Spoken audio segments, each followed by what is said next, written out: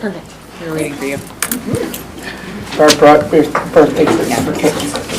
Oh, that's right. It is Kate's birthday. There's cake. Should we Cake start is with good. happy birthday? No, no, absolutely not. All right, let's call the meeting to order so we don't do happy birthday. All right, tonight is the October 21st Operations Work Group.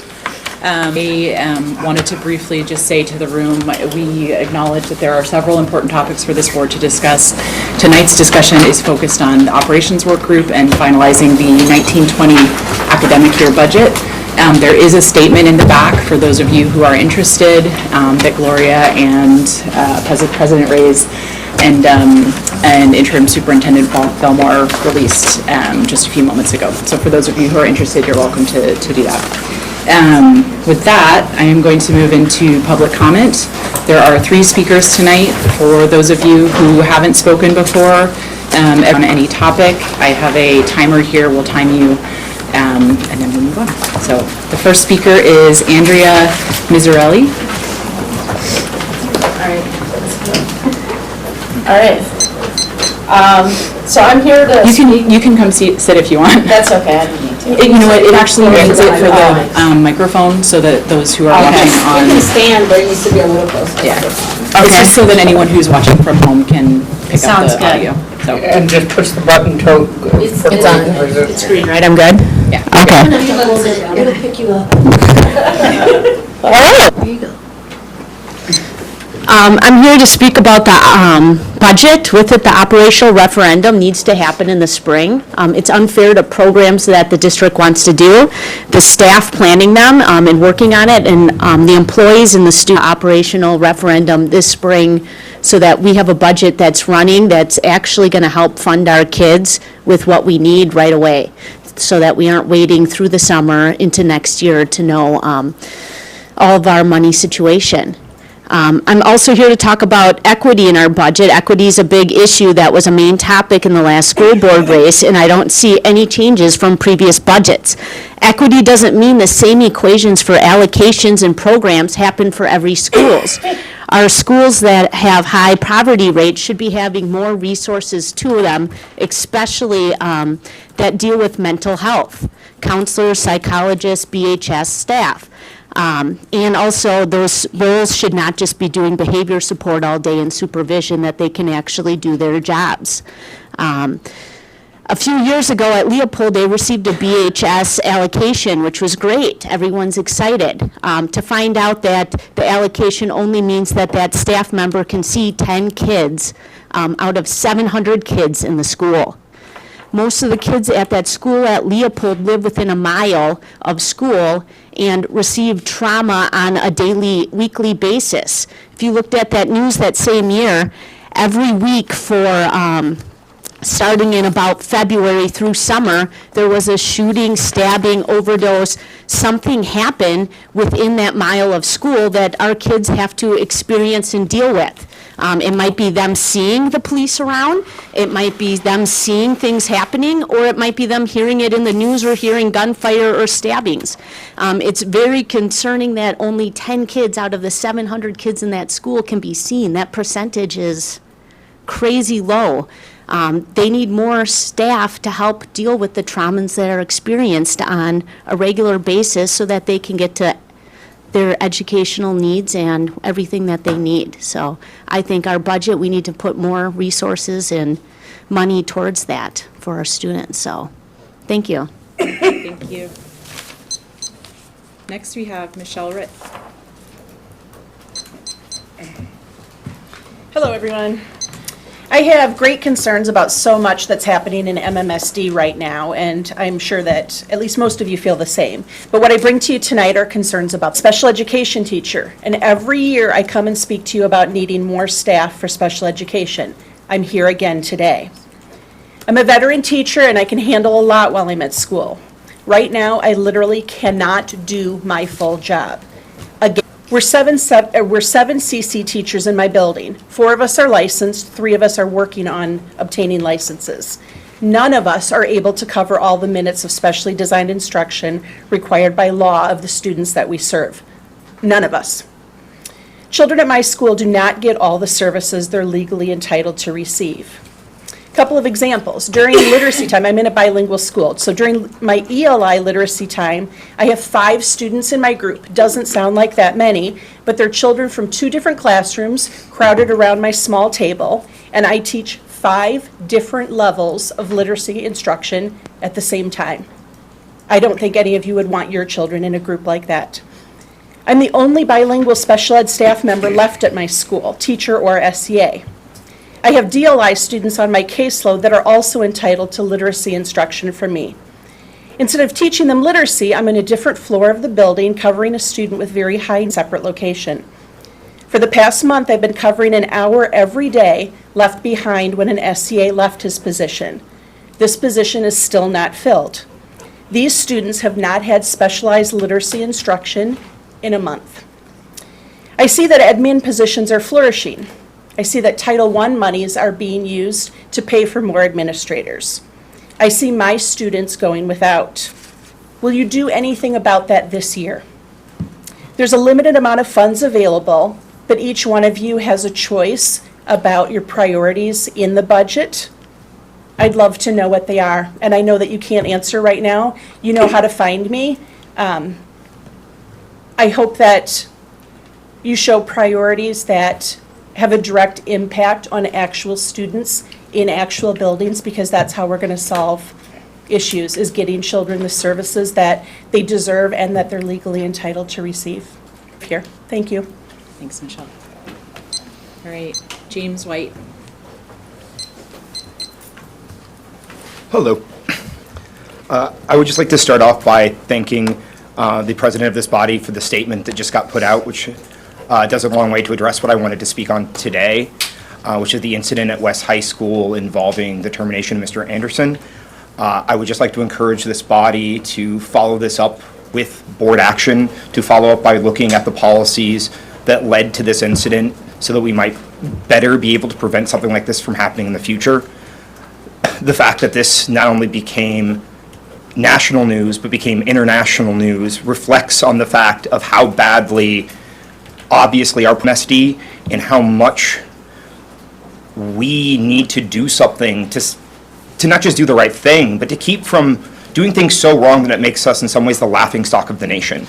And so I just would like to encourage all of you to make sure that if this does not get addressed after this statement, that we are following this up, and not just this incident, so that the next one or the next one, the one that doesn't catch international attention, gets stopped, because this can't continue. So thanks for your time, everybody. That is the end of public comment for this evening. So we're going to move into the agenda. The first part of our agenda is an update on the superintendent search. So, Sure. So we are preparing for our community engagement sessions that are coming up next week, October 29th through October 30th. We are meeting with many different groups while they're here. I do want to make note that we have, on October 29th at 7 p.m., there's a general community session that people are invited to, and there's also a 7 p.m. one on October 30th. And so I want to encourage, we also have a survey out right now that's on our website, so if you can't attend any of these meetings, but you want your input heard, then feel free to come or to have people get online and complete the survey. The survey is on our website, the link. So if board members, if you're at community meetings or out in our community, please share that link so that people can feel that, everybody watching, that there is another avenue of preparing and participating in the survey. I think that was the only thing I wanted to share. Is there anything else? Yep, I think that's it. yeah, moving on. All right. All right, next item on the agenda is the approval of the minutes. So it is recommended to approve the minutes from the operations work group meeting dated March 11th, 2019. Motion to approve? Are we motioning or seconding? You can move it. Motion to approve? Second. All right, all in favor? Aye. Any opposed? That passes 7-0. All right, with that, Kelly, do you want to join us? Anyone else from your team who's going to join us?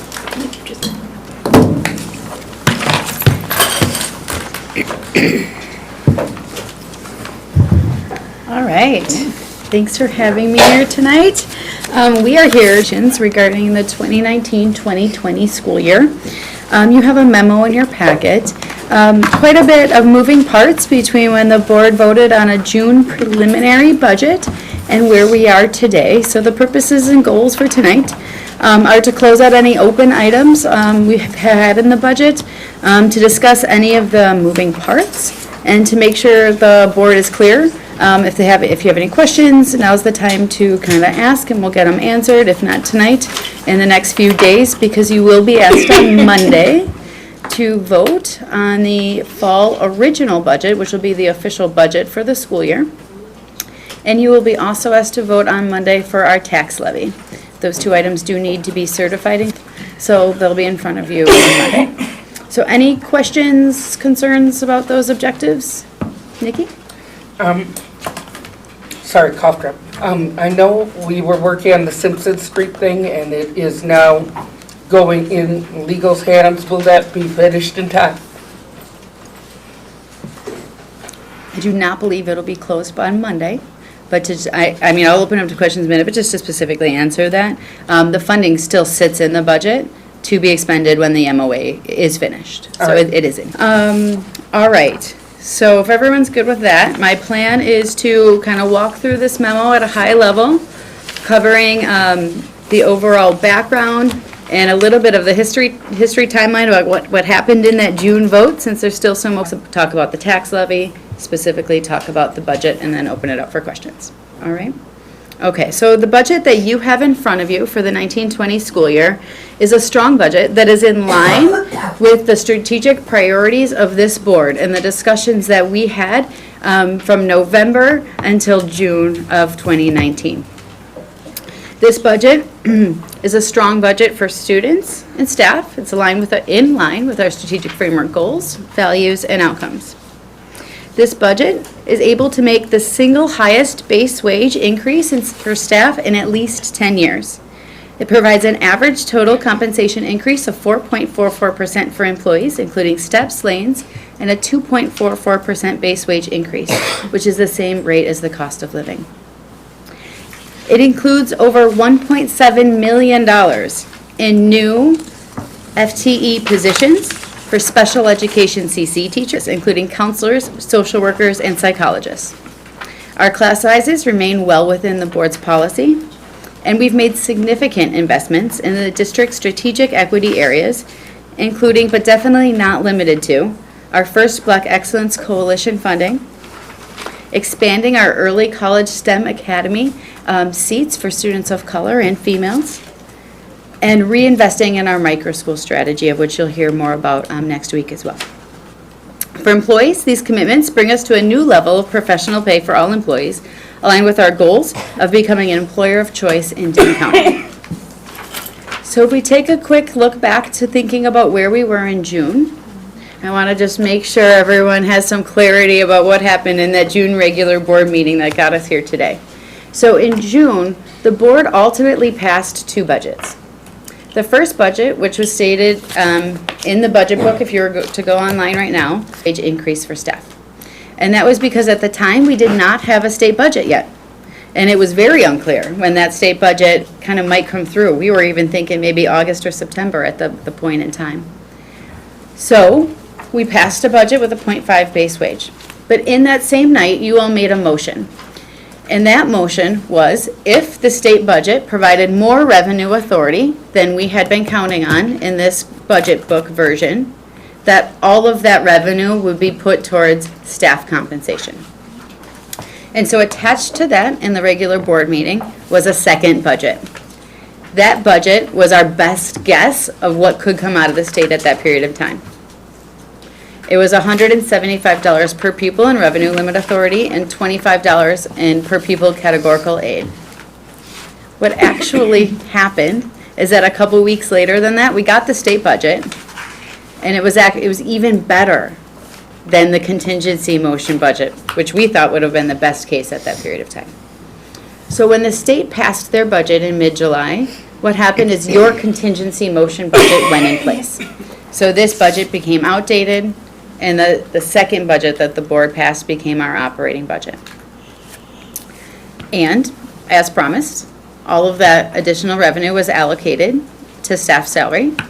And an additional $400,000 later in the summer was added to the salary, getting us maximum allowable by state of the 2.4 for base wage compensation.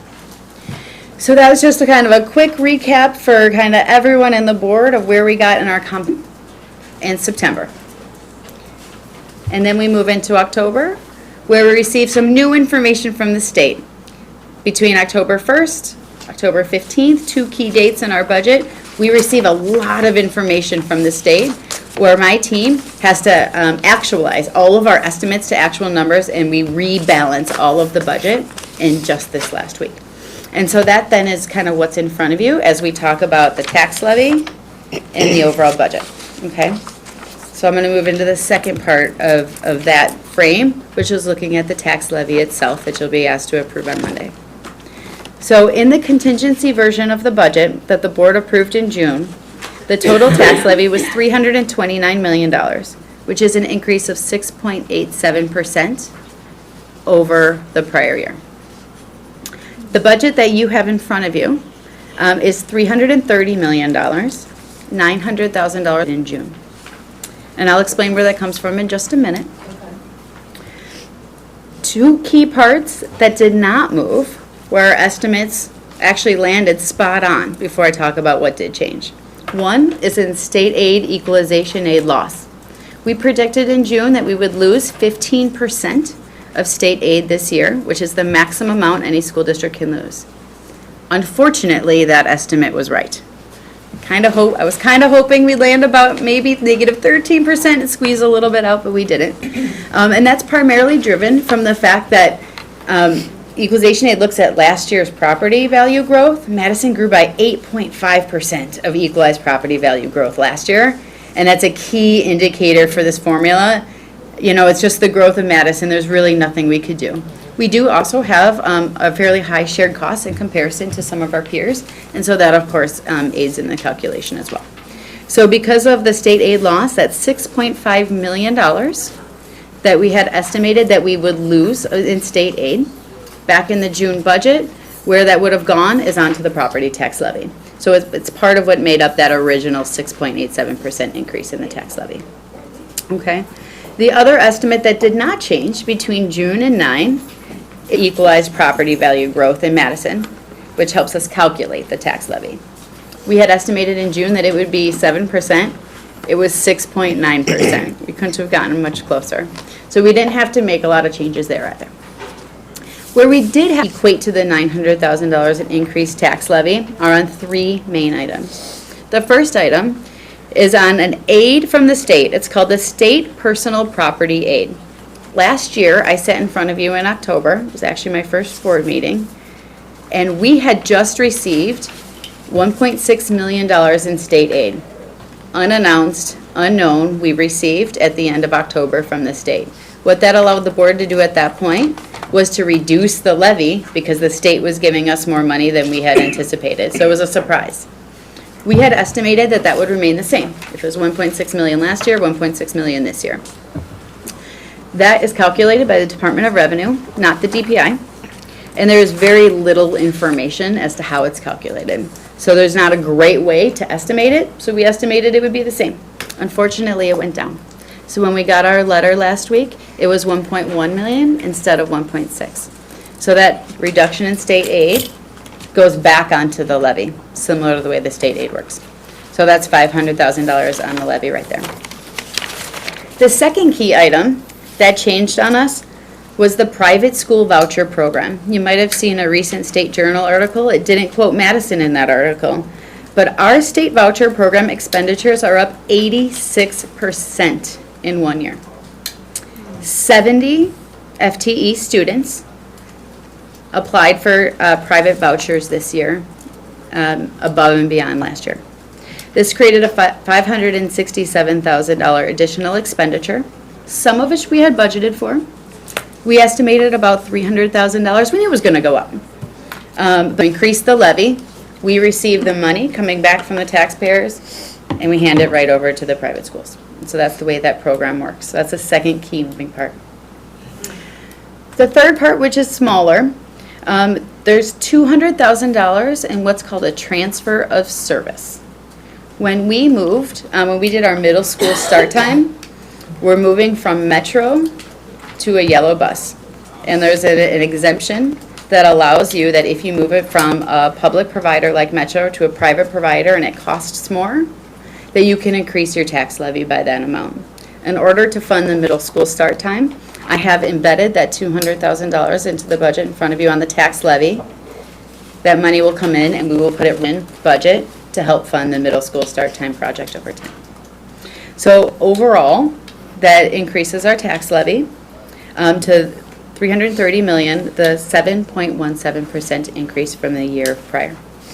From a mill rate perspective, what this looks like is $11.10. Last year, the mill rate was $11.07, so it's up 3 cents. What this would look like for the average homeowner is we all know that the average home in Madison has been increasing. And so with us, the small mill, the increase in the average taxpayer home, both playing into the calculation, it would be $117 increase for the average home, that average home being $294,000 for this current tax year. Okay. So on the budget side of the house, so that's all in the tax levy, the budget. So those are some of the internal changes that happen. Our general fund expenditures are up 7% from last year.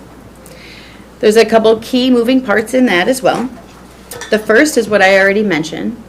That would be the staff salary decisions that the board made, both in the June motion and then in the additional decision to allocate all of it. So approximately $5 million there. In addition to that, we have some one-time funding that was allocated by a previous board in the 18-19 budget for 3 key parts. One is our safety and security money that we've talked about. $5 million was allocated in the 18-19 budget. Not all of it was spent this year. So the Fund 10 money that wasn't spent falls down to fund balance, but then we take it out of fund balance and put it back up into the budget for this year because it's tied to specific this year. Similar to that, we had 3 TIDs close in 18-19 that provided $4.5 million in revenue. So the revenue came in last year. We were working on potentially purchasing a building. It didn't happen this year, so the money fell to fund balance. We take it and we put it back up in the budget so that we can potentially buy a building this year. So it fell to fund balance and it came back up, and that's $4.5 million. And again, very similarly, we have a set of projects that we've referred to as TID 25 projects. They're always in an appendix at the back of the budget book if you ever lose track of which those projects are. Anything that wasn't spent this year but that was budgeted, that may be an expense, drops to fund balance. We rebudget it for this year so that the projects can be completed. A lot of our building services work happens over the summer, so that's the kind of function that happens with one-time money as it relates to project-related work.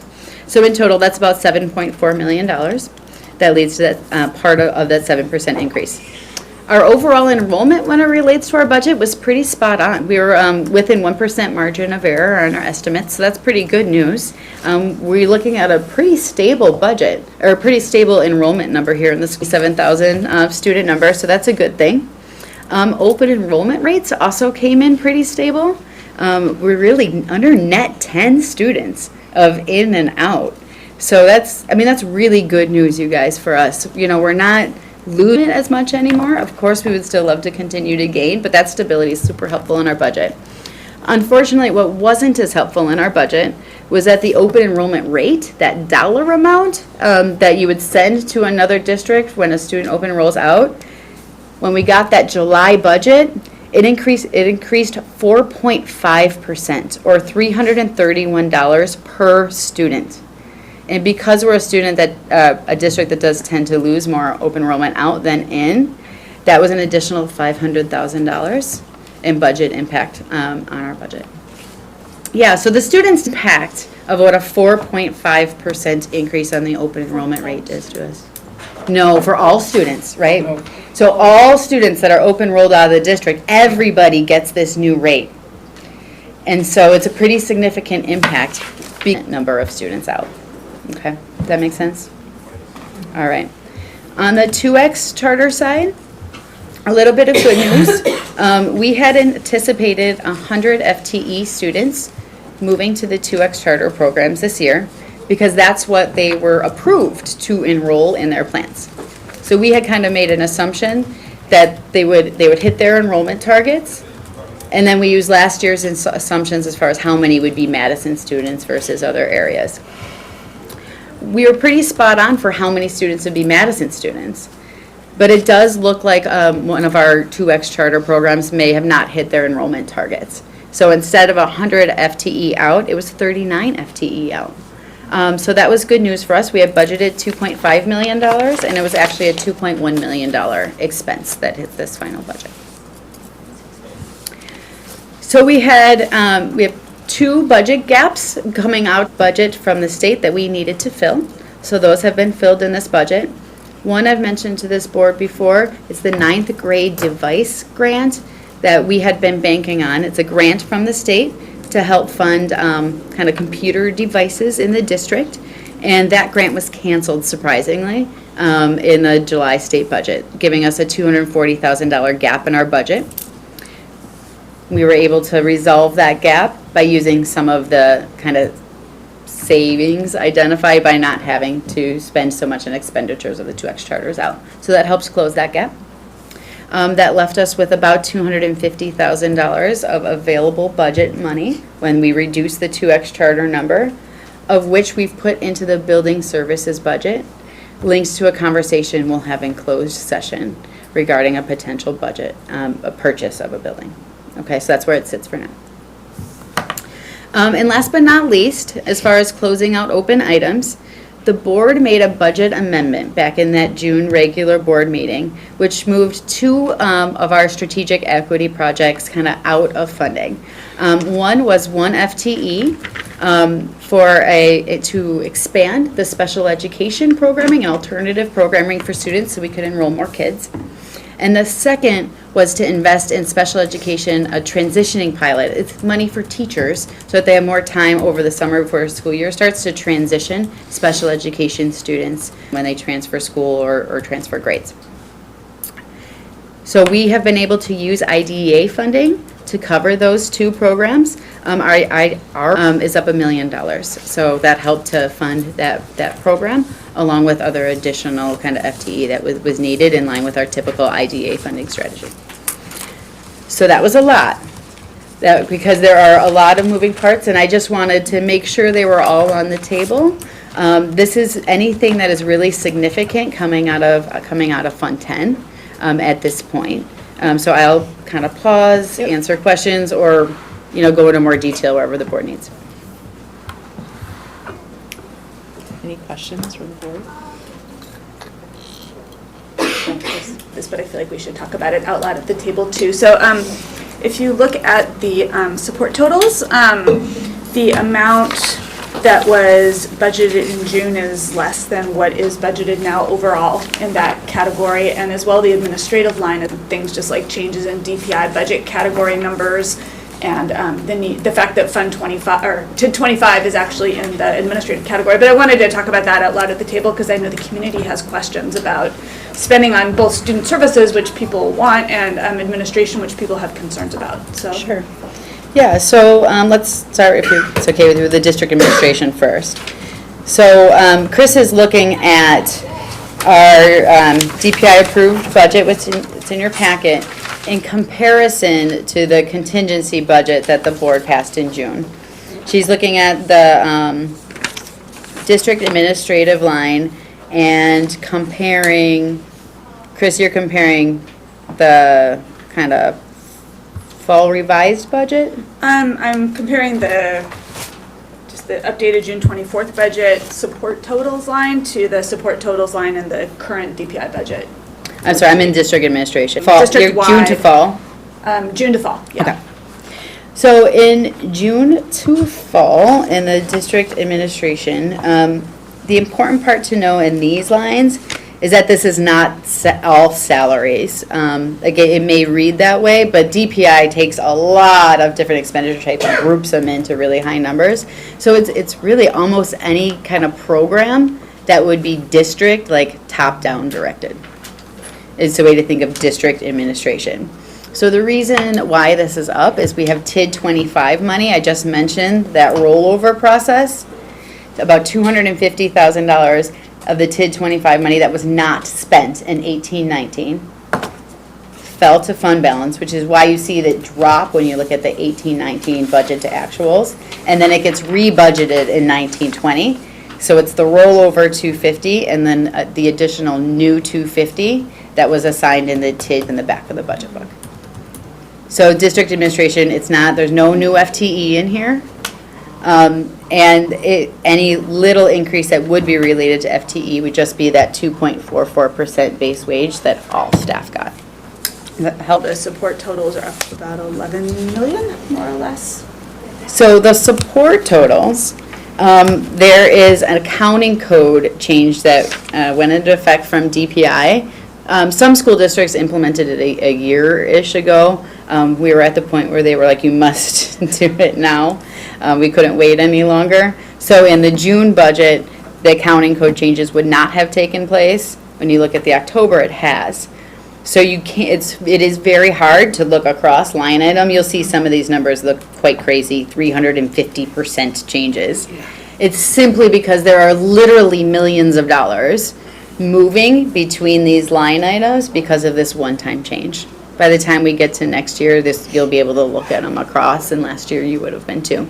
So you have to look at the total general fund on the bottom to see your actual increases. So if you do that, you'll see that the fall revised was 400, the June approved was 395 million. The fall revised that's in front of you right now is 406 million. There's an $11 million difference there. That is the total of everything I just walked you through, and that 7% increase in expenditures. And then my final question, which is not like a budget detail question, but just, we've been told that on paper, our staffing is fine. And yet when I go out to schools and I talk to staff, I'm hearing that our staffing is not fine at all of our schools. And I'm just wondering, what kind of flexibility do we have in the budget as the school year progresses? And even right now, as we're hearing from schools that CC staffing is not adequate, or that class sizes are too big, or that we don't have enough interventionists to meet the needs of all the kids in the building, that we can meet children's needs, because that's our top priority. Mm-hmm. Well, special education uses their IDA budget to make kind of adjustments and changes throughout the year. They have, emergency funding where they use when a new child moves in, for example, and supports are needed. So that's a constant, ongoing conversation. When it comes to class sizes, we don't typically make changes at this time of year because it has detrimental effect on students. When students get settled into a classroom, we don't go and move students around and rearrange them very often. We do have a small bit of unallocated left that could be used in emergencies. That Karen Kepler and Lisa, do work with principals and ultimately make, decisions around. And then, of course, schools continue to work with their Title I budgets for schools that have Title I funding as well.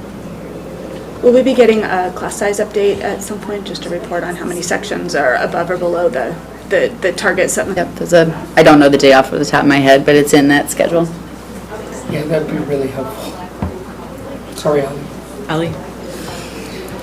So you mentioned the two ExCharters a couple times, and kind of growth in them, although not growth to what we may have anticipated or what they were allowed to grow to.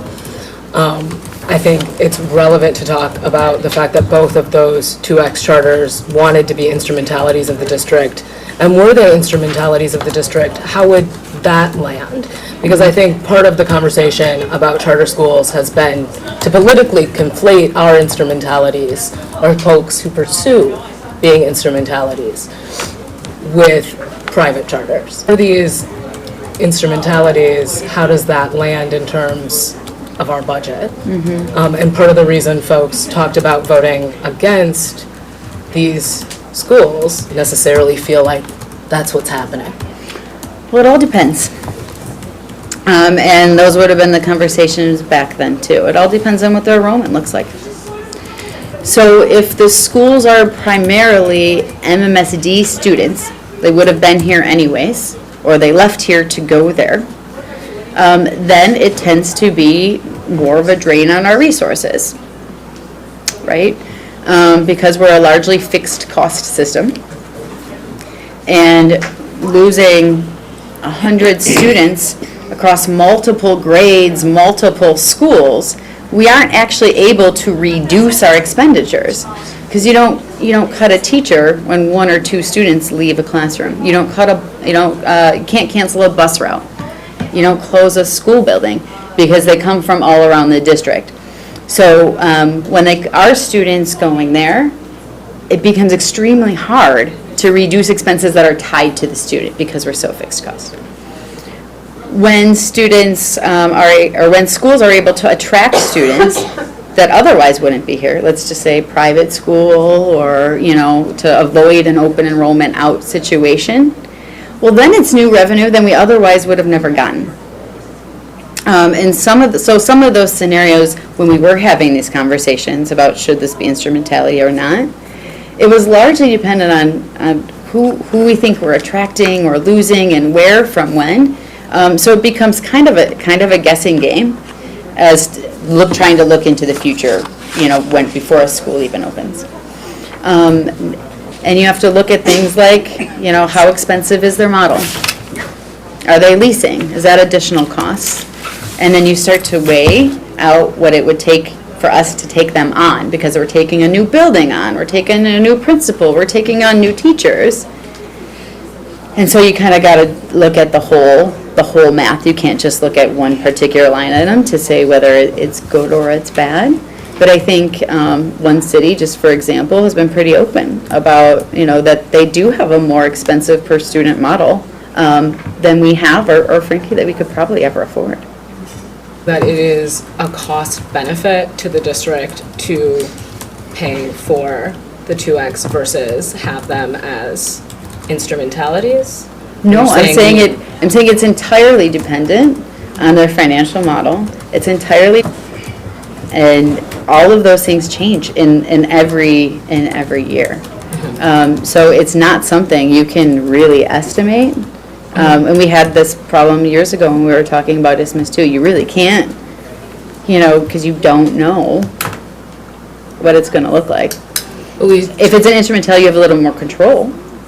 I guess you can say that, right? If it's an instrumentality, you can control things like its growth pattern, if it's leased or not. So Kate's giving me an eye. Bring us back to the 1920 budget.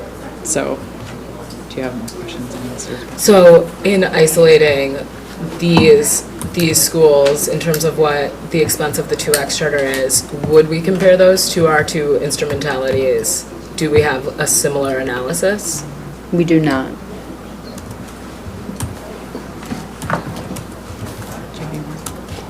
Ananda.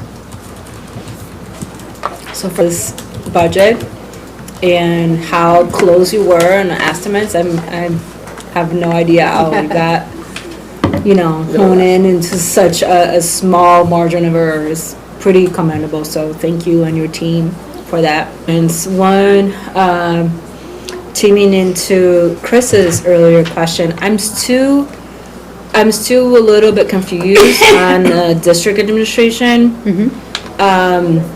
Because you went from 2.9 million to 3.1, and then there was a revision.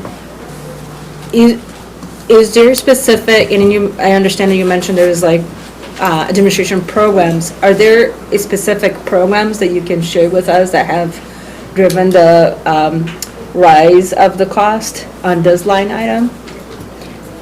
So on the district administration line item, it's 3.4 million, which was approved by the board in the June regular board meeting.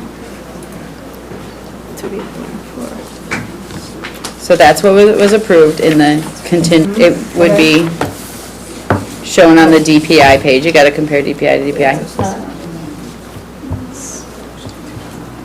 And then the current one in front of you is 3.9, so that's $500,000. But from 17, I'm like looking, tracing from 17, 19 on the DPI budget. I'm sorry, 17, 18 from the DPI budget. 17, 18? Yeah, it was 2.9, Okay, and now it's 3.97. right, so it went from 2.9 in 17, 18 to 3.1 in 18, 19. So that's $200,000. That's largely going to be attributed to whatever investments happened in 18, 19 that I don't have in front of me right now for 18, 19. But at the board, it's going to be related to probably any version of strategic equity projects that would have been approved in the 18, 19 budget. And then a small piece of it would be the base wage that was approved in 18, 19. So there might have been an FTE in there, I don't have it in front of me right now, but the base wage. And then you go from the 3.2 to 3.9. There's a couple steps in there. The 3.1 from 18, 19 is end of year actuals, okay? When it comes to budget, we budget at a higher rate than actuals. That's that salary savings conversation we've had in the past. And then it's a $500,000 step up due to the TID 25 Okay, rollover and new investment. okay. I think that at times, and I'm sure you have heard this in different ways, so for people just looking at this, they see this 1 million increase from one year to another and loses the nuances of everything that happened in between the actuals and what actually is happening there. So I don't have a strategy, but I heard earlier like around how is the budget can be more equitable. I think one piece of it is like a little bit more transparency, particularly for people that wanted to see like what are some of the high levers that have made this increase. So I appreciate you kind of walking us through and responding to the email earlier, but I can see so many people looking at this. I'm like, oh, look, we just had, $1 million for administration, and that means more, that salaries are one of the highest cost-driven factors. So thank you for that. And a couple of other questions around the CISA sources up a little bit. What, there was a 196% change. Can you tell me a little bit more about what that is, or do you have? I'm sorry, I should have sent you that question earlier, if you don't have it. Off the top of my head, I can. I would need to get back to it, particularly on that line item. Yeah, I don't have that one off the top of my head. And then lastly, you started us out saying like the budget is really strong, and I know at different times between April and last month, we had lots of different conversations about where we would be with both our reserves and our balanced budget. How does this reflect that conversation? Does it feel far from being balanced? Does it feel close to being balanced? What is our level of threat from being on target with where we want it to be, basically? Well, I think we're on target we're spot on target with where we want it to be. Okay. I think we had a couple things move right, a couple things move left, and they help to just offset each other at the end of the day. Our fund balance is 13.2%, I think right around 13%, with the $7 million reallocated as planned, which is right in the middle of our board policy for fund balance. So that feels like a pretty good place for us to be. It doesn't seem too high, certainly not too low. So I think it's landing in. And then lastly, to the chair, I'm really hopeful that we can engage early in conversations about how do we engage into a more creative budget process. For next year's budget. For next year's budget. And I think part of it is that like changing some of our protocols. I don't think so much is like on the staff. I think it might be driven by board members. So we don't put staff in a position where we are not, that they don't feel like they're valued. That's like a horrific thing, a horrific message to send our staff. And that we also at the end cutting essential services like special education services in order to give pay. I think those were critical decisions that were made that like it just doesn't make anyone feel that they are one value and that they will value the students and the needed services that they need. I think it's totally fair, and this will be the last discussion on this year's budget. So the next operations work group, I think we can talk about kind of the process and way of working to create the next budget for the 2021 academic year, which will be this group's budget from kind of start to finish. So, which is, I think it's Thank you so much, Kelly. well raised. Yeah. I don't have a math question. I just want to say thank you. I am not a math person. I openly admit that I'm not a math. And if you can make me understand it, you can make anyone understand it, so I appreciate that. Thank you. Thank you. Any other comments on this? Right.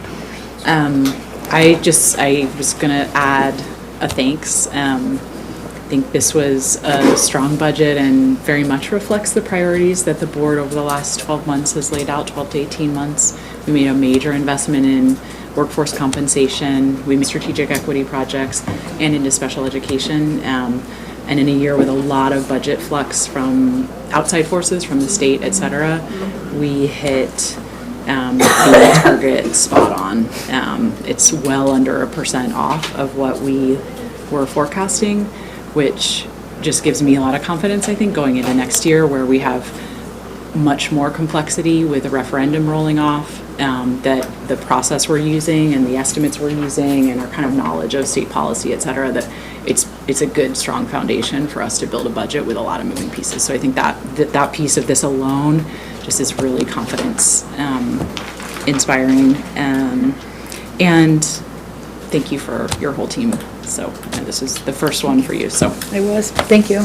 yeah. So we'll vote on Monday, and that will be the closed book on 1920, and we will open the book on 2021. So, all right.